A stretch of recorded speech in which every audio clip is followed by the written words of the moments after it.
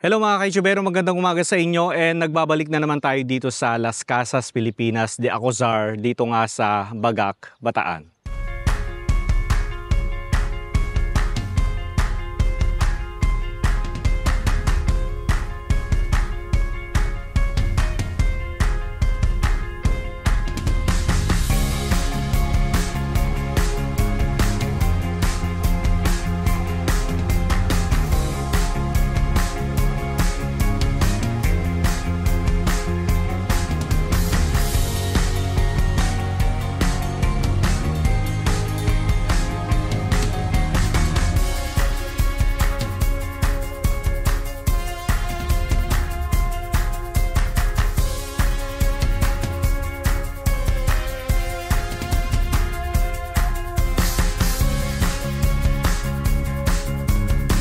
Ayan, so bali mag-overnight tayo dito sa Las Casas mga kaitsubero and ito yung mismong lounge area nila or pinaka-reception area nila.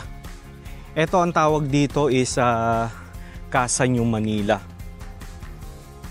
Ayan.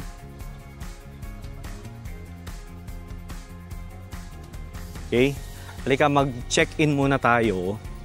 Tapos yung check-in natin is 3 PM pa. Then habang hinihintay natin yung ating room, mag-iikot-ikot muna tayo dito sa loob ng Las Casas. So okay tayo dito sa mag-check-in muna tayo. So bali nandito tayo overnight. Balik natin tomorrow ng hapon. Okay, so ito yung kanilang reception. So isa rin siyang lumang bahay na dating nakatayo sa New Manila sa may Balete Drive daw. Ayan, built in 1926, this house stood in Balete Drive for almost 90 years. It was bounded by 5th Street, namely España Extension, now E. Rodriguez Avenue, Balete Drive, Campanilla, Sampaguita, and Ilang-Ilang. Built by Italian-American Joseph Francisco. It was later bought by Manuel Alcuas y Tuason and Rosario Araneta y Zaragoza. Ayan.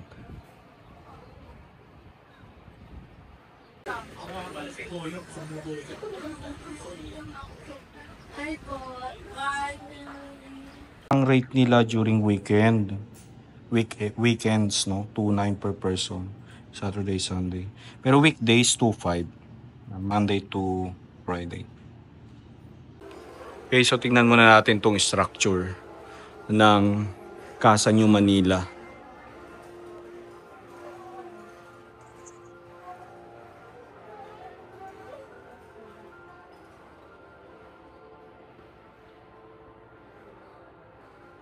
Ang laki, no?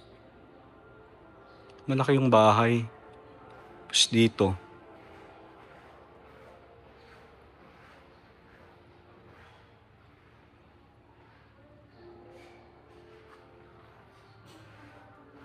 Hello. Anong meron sa pababa? Okay. So kung saan yung mga luggage, no? Okay, so mula rito makikita natin yung dalawang bahay. Yan daw ay galing sa Maranao. Ayan.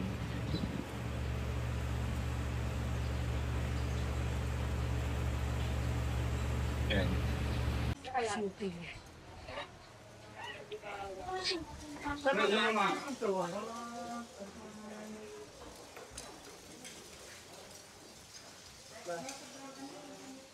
Ito yung likuran ng Casa New Manila.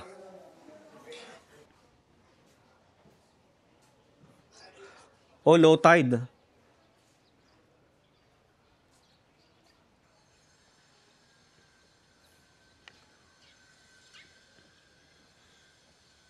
O, diba?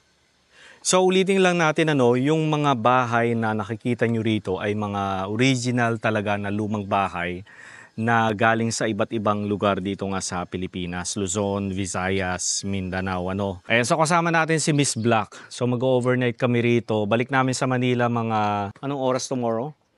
Mga after lunch na, tayo aalis. May welcome drink tayo. Gulaman. Ayan, alam mo Miss Black, yung mga bahay dito, ito yung mga original na bahay talaga na dinala rito. Ang tawag dyan is transported or transplanted house na tinatawag.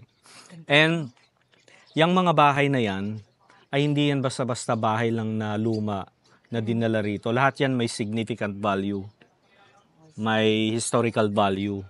And namimili kasi ang akusar ng mga bahay na binibili na dinadala rito sa Bagak, Bataan. So yung mga lumang bahay na yan yung mga bahay na pinaparenta nila na kung kayo ay mag-check-in dito, yan yung mga room ninyo. Yan yung pinakabahay ninyo. No? So tingnan natin kung ano yung mga bahay dito na pwede nating mapasok. Ano. Kaya lang kasi ang problema baka hindi natin siya mapasok dahil baka maraming mga naka-check-in. Kaya tayong mga old soul, napakagandang mapuntahan natin itong mga ganitong lugar. Ano? Kasi dito natin makikita yung mga ginibang bahay na nabili ng akusar. Alam nyo, dati sabi ko hindi maganda na tinatanggal natin yung mga lumang bahay sa original na location nito kasi nawawala yung significant value. Pero napaisip din ako na mas mabuti na rin pala na tanggalin na lang yung isang lumang bahay kung saan ito dati nakatayo at ilipat na lang sa ibang lugar. At least doon ay mapipreserve nila ang lumang bahay. Kagaya nga ng ginawa dito sa Las Casas, Pilipinas, de Acuzar, dito nga sa Bagak, Bataan. Ayan, so ulitin ko lang yung check-in natin is 3 o'clock pa ng hapon and mag-alas 11 pa lang ng umaga. So iniwan lang muna namin yung aming mga gamit dito sa reception. Tapos mag-iikot-ikot na muna tayo dito sa loob ng Las Casas. And then balik tayo dito ng before 3 o'clock. Sakay tayo ng kanilang jeepney. So yung mga private car, bawal kasing ipasok dito sa loob ng facility. So meron silang parking dito, pero dito sa labasan. Kaya kung kayo ay pupunta dito sa Las Casas at kung kayo ay mag-check-in dito, mag-i-stay kayo ng one day or 2 days, I suggest na huwag kayong magdala ng masyadong maraming gamit ninyo. Katulad ko. Kagaya ni Miss Black, ang dami niyang dalang gamit. Ay, oh. Hana, sa mga pangalong ako. Saan? Kala ka tayo dito, wait na.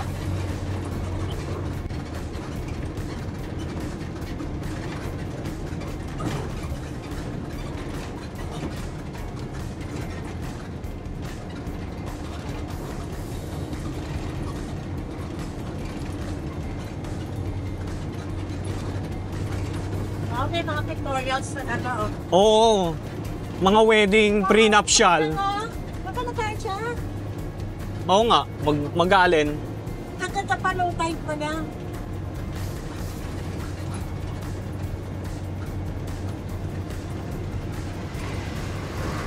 Dito tayo, oh. Diyan, oh.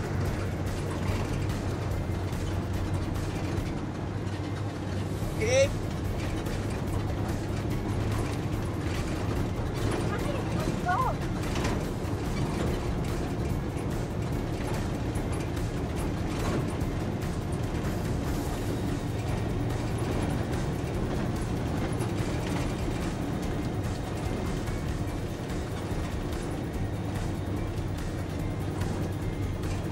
Tamo, may release ng tren, oh. May tren din dito. Saan din tayo? Wow! Saan tayo?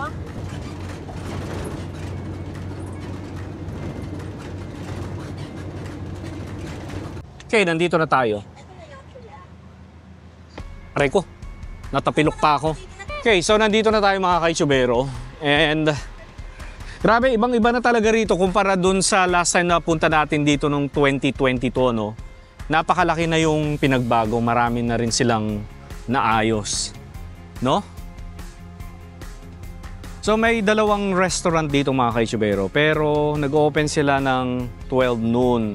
So isa na nga itong, ano pangalan nitong restaurant na ito? Ito kasi Italian restaurant ito eh.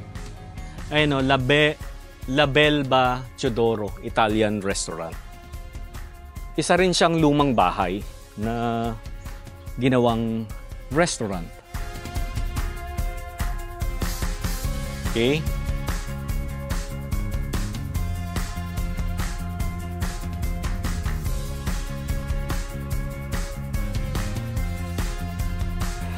Okay, so ito yung swimming pool dito sa Las Casas, mga ka-Itubero. Tapos dito, yan naman yung Hotel de Oriente na nakatayo dati sa Binondo. Sa tabi ng simbahan ng Binondo, no?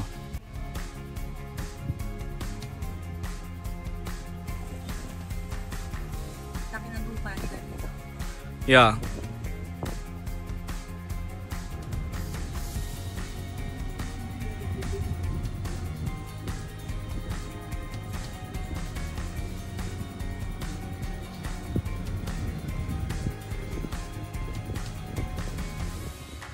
Okay, so galing na ulit kami ng reception. Kinuha na namin yung aming susi and yung aming luggage. Tapos sumakay kami ulit ng jeep papunta rito kung saan naroon ang aming room. Ayan, so bale ang room namin ay Casa Tugigaraw. Ayan, eto siya. Okay, eto yung Casa Tugigaraw. So dito sa Casa Tugigaraw may mga rooms din sa taas. Pero kami room 1806. Ayan. Tapos dito sa kung saan tayo, makita nyo yung mga katabi natin, mga lumang bahay din. Tapos ang kagandahan dito, katabi namin yung isang restaurant. Ito lang siya. Mamaya ipakita ko sa inyo pag balik namin dyan. Pero gusto ko lang muna ipakita sa inyo itong aming kwarto ni Miss Black. Ayan, ulitin ko lang, Casa Tugigaraw, Cagayan. Ayan, shoutout sa lahat ng mga Cagayan. Tugigaraw, Cagayan. Ayan. So pagpasok natin, ito common area ito. Okay, so doon tayo sa taas. So dito sa baba, housekeeping, yung mga naglilinis. Yan. Okay.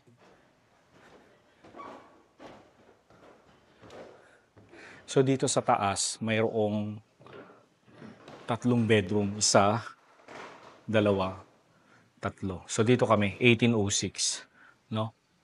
Nasilip na tayo dito sa bintana.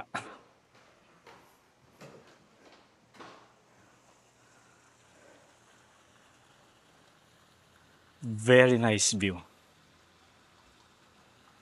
No?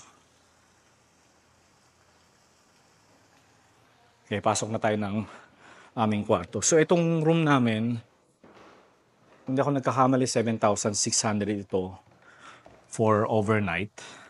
And this is good for 2.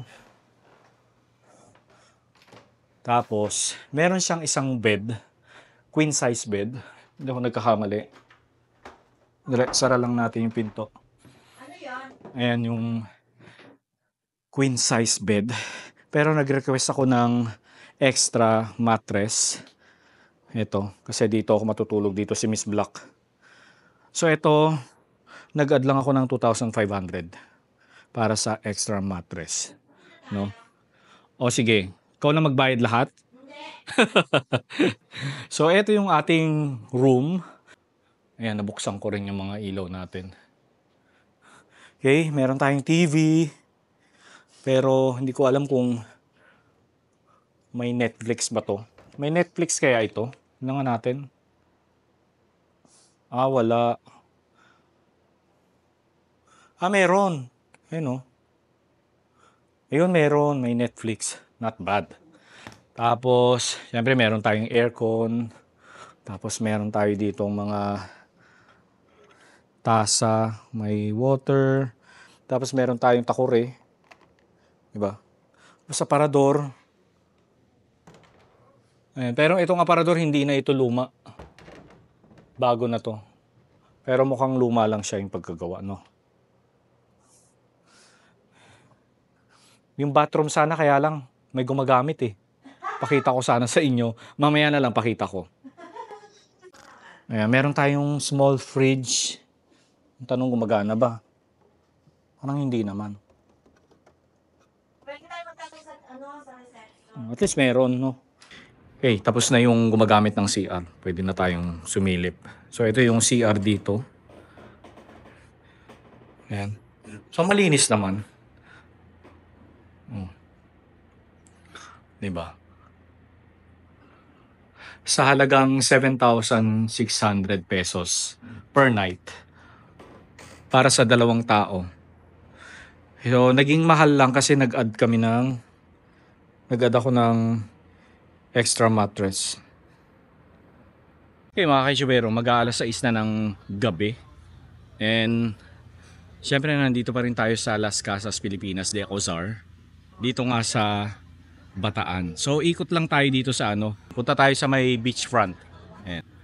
Okay, dito na tayo daan. So ulitin ko lang ulit. Ito yung room namin.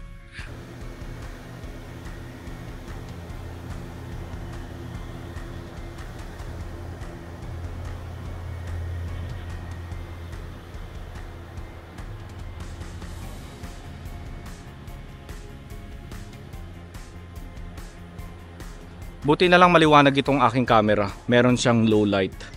Kaya maganda siya na pang video paggabi, no? Makakadaan kaya tayo dito? Tignan nga natin.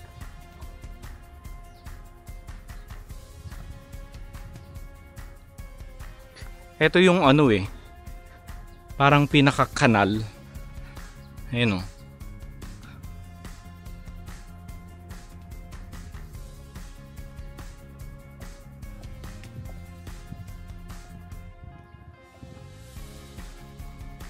Diba?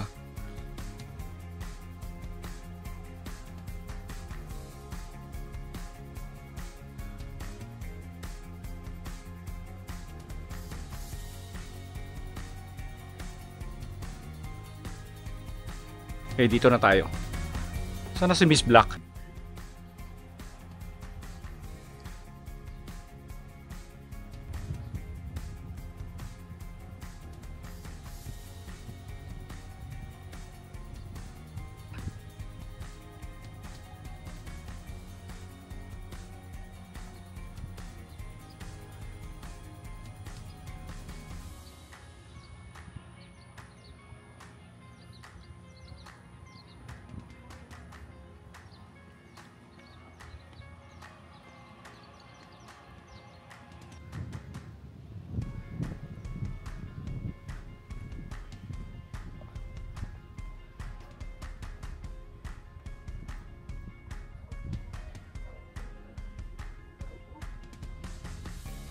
So ito na yung beachfront.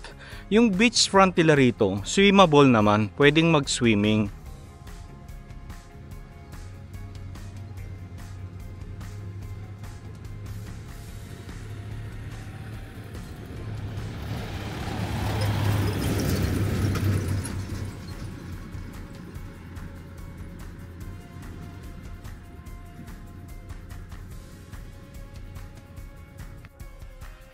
Okay, nandito na tayo sa beachfront.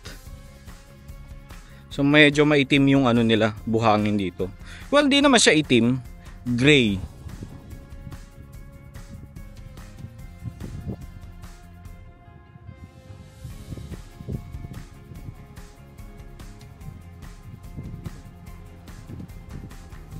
Ang check-in dito sa Las Casas ay 3 o'clock ng hapon. And ang checkout is alas 12 ng tanghali. Ayan. Ayan. So for my group, bago po tayo magsimula sa ating Heritage Walking Tour, tanong ko lamang po, okay po ba lahat sa Tagalog? Ito po kasing mga bahay natin dito, bago po ito mailipat mula po sa kanyang original na lokasyon, una, pinag-aaralan po nila itong mabuti.